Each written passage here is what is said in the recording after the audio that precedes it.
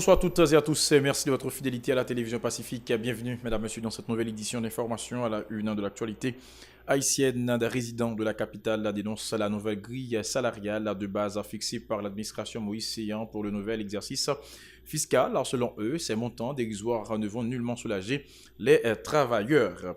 Le président de la commission mine et énergie de la Chambre basse, Patrick Norzéus, a très remonté contre l'administration Moïse du fait d'avoir minimisé l'alerte relative à la reprise des activités de la faille septentrionale. Les violences basées sur le sexe et le genre, tel est le thème d'un atelier de travail de 3 jours clôturé mercredi par la Minjuste à l'intention d'agents de la PNH et des magistrats venus des 18 juridictions du pays.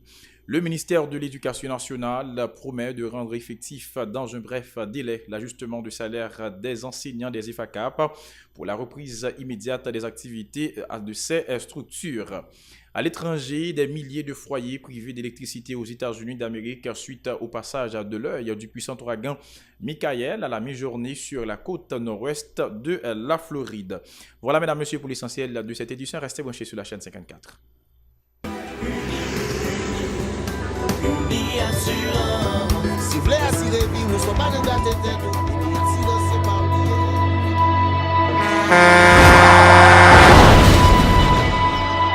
En général, moun pa reme prend assurance. Yo considéré que son l'argent yo jeté.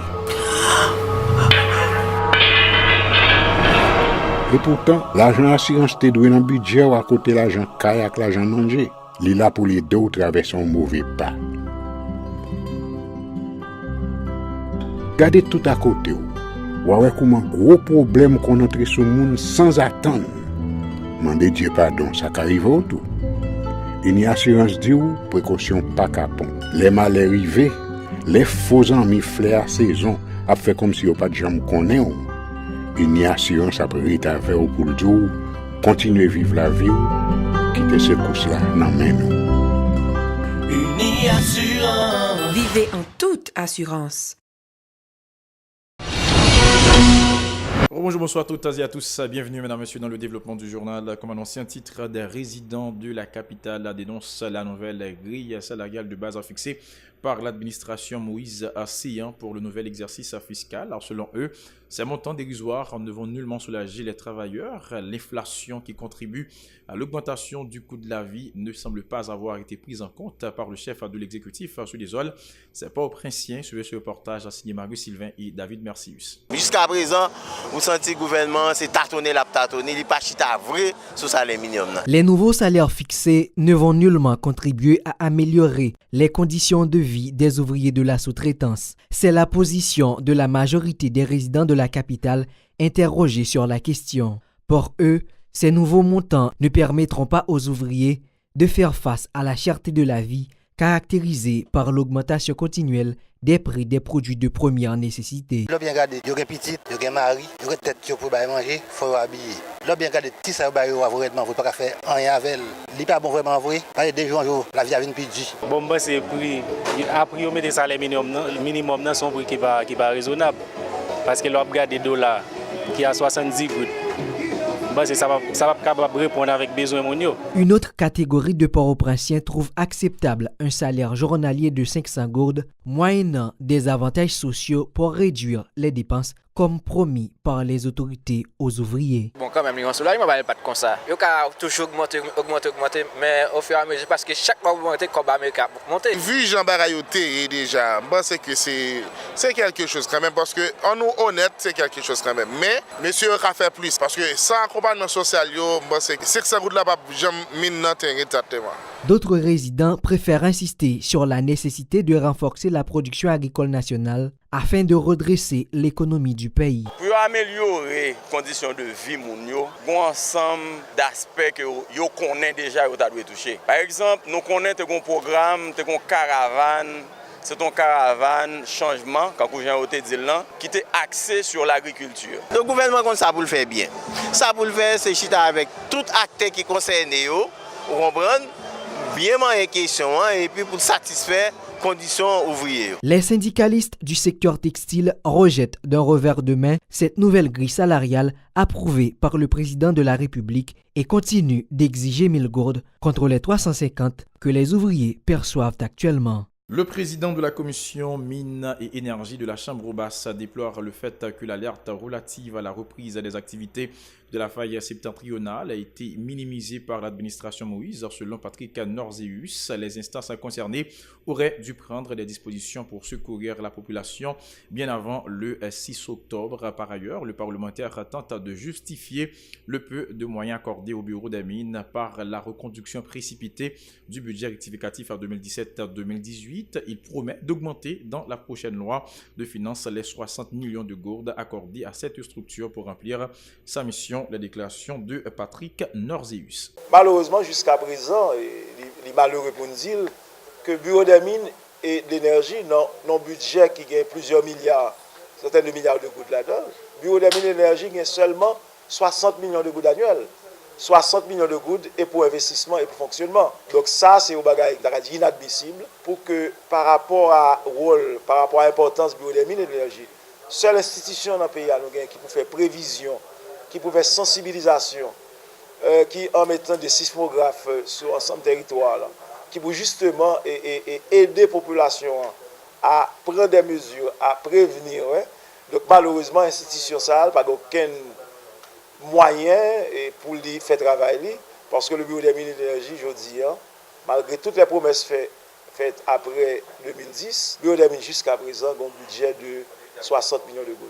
Bon, naturellement, dans le dernier rectificatif, l'homme t'a fait remarque là pour nous essayer d'ajuster le budget mine et énergie. Bon, malheureusement, nous connaissons ce qui a fait aussi de manière urgente, nous sommes dans la fin et deuxième session année législative là. Donc, ça n'a pas été en fait, mais c'est ça que fait moi commencement des collègues députés. Sur prochaine discussion, on a fait sous question budget République là, pour que nous prenions en compte le budget du bureau des mines et de l'énergie pour que nous soyons capables de balayer allocation budgétaire qui permettre qu'il y ait plus de moyens pour déployer techniciens, pour mettre plus de sismographes sur le territoire-là, mettre plus d'instruments d'analyse et de prévision pour l'EMSA.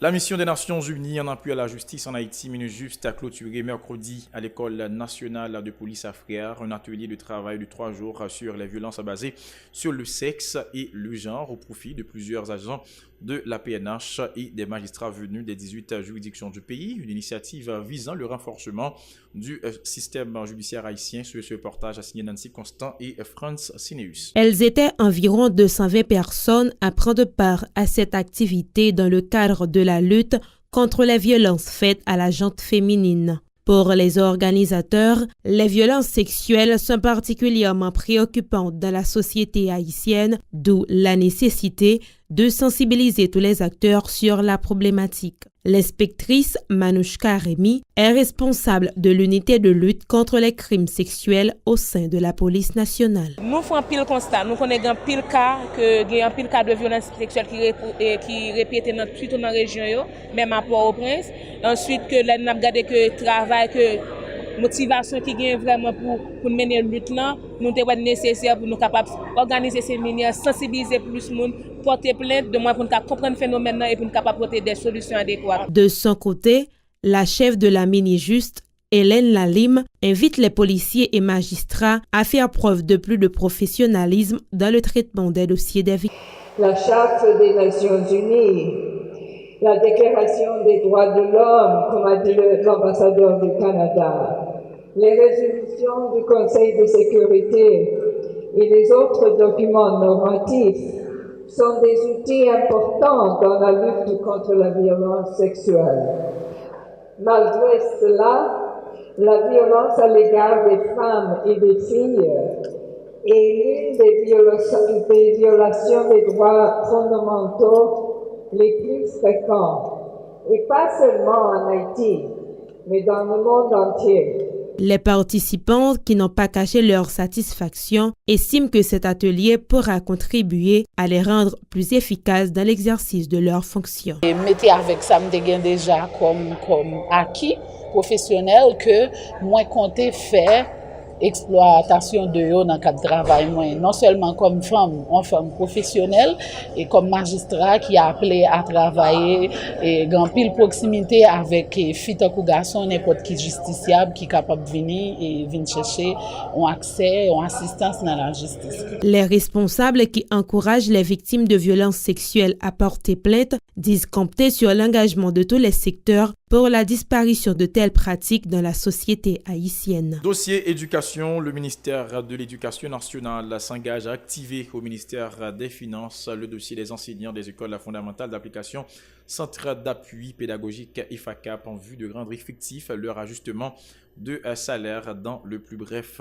délai. Les salaires de tout le personnel des IFACAP seront alignés suivant la grille salariale de la fonction publique en application au MENFP et selon les postes occupés par les concernés. En retour, les responsables du syndicat d'enseignants dénommés références promettent de sensibiliser les membres du personnel pédagogique en grève pour la reprise immédiate des cours pour ne pas trop pénaliser les élèves selon une note datée du 2 octobre émanant du ministère de l'Éducation nationale et de la formation professionnelle.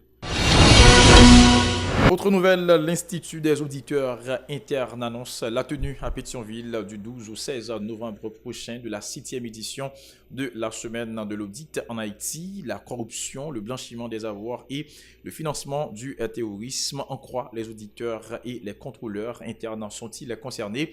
Tel est le thème retenu pour cette activité, l'occasion pour plusieurs conférenciers internationaux de se prononcer sur la problématique. Écoutons la précision de Jean-Romuald Jean-Baptiste et Gali Amazan, deux des organisateurs de cette activité, au micro de Hélène Vernal et de David Mercius. 2 séminaires compléteront la semaine, à savoir comment produire des rapports d'audit à valeur ajoutée, l'art de transformer les recommandations en action, qui sera animé par le président de l'Union francophone des auditeurs internes, M. Tommaso Capuzzo, et le second, les outils utilisés par l'audit interne pour supporter la gouvernance moderne et lutter contre la corruption. Il sera animé par M. Olivier Beauregard, un expert en la matière, président du conseil d'administration de l'IA Montréal. La conférence réunira des délégués de plusieurs pays de l'Amérique du Nord et de l'Europe. Pour le séminaire, premier séminaire, il y a 2 prix. C'est $350 pour les professionnels membres de l'IA ou bien membres de l'ordre des comptables professionnels pour l'équivalent good. Et les gens qui ne sont pas membres de l'Institut ou du moins de l'OPA, donc il a payé $400 ou l'équivalent good. Ils sont capables d'écrire sur le site institution qui c'est le www.semainedel'audit.org. Ou du moins, si on est capable de aller dans 2813 0090, ou du moins, l'adresse nous qui est dans 6 Rue Romain Delma 33.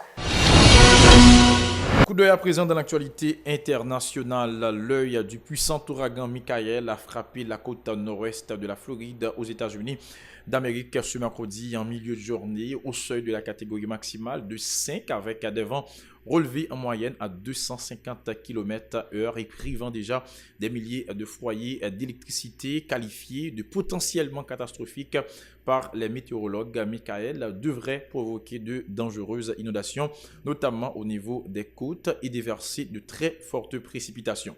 Nous continuons à préparer nos efforts de réponse rapide, a tweeté le gouverneur de Floride, Rick Scott, qui a annoncé aussi « Nous avons des camions prêts à partir chargés de tonnes de nourriture, d'eau et d'autres fournitures cruciales, dont 1,5 million de repas à préparer. » Il faut dire que Rick Scott avait mis en garde contre une tempête meurtrière et invité 375 000 résidents exposés à évacuer. Le gouverneur républicain s'est dit très inquiet pour les personnes ayant décidé de ne pas évacuer.